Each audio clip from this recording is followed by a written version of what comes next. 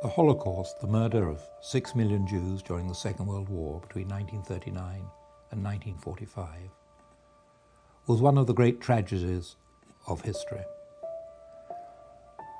I'd read a great deal about it. I had worked in my historical work on other subjects in archives where there was Holocaust material. But I hesitated for a long time before embarking on writing about it. It was a painful subject. And I also was very conscious of the mass of material that I would have to read. So many countries were involved, every country in Europe, and over such a long period of time. And so many terrible camps, concentration camps, death camps, so many ghettos, the life and death of which had to be described.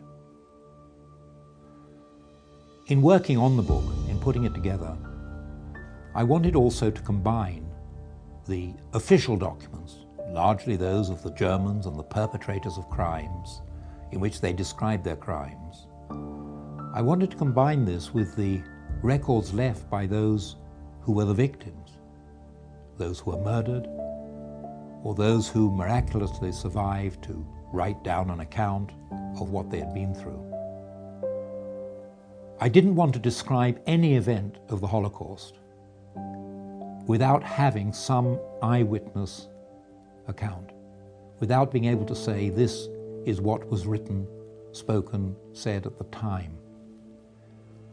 I also wanted to make sure that the voice of people who were not necessarily articulate, and the voice of children, 1.5 million Jewish children were murdered in the Holocaust, that somehow their voices and their stories should be part of my narrative.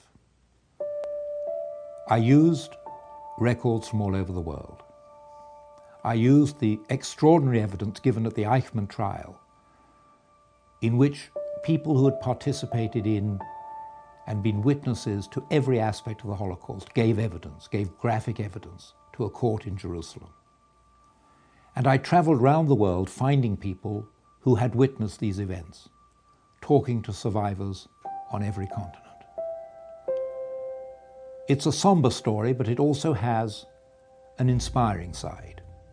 The story of resistance and revolt, of Jews who struggled against their oppressors, and of non-Jews, of Christians all over Europe, who risked their own lives in order to save the lives of Jews.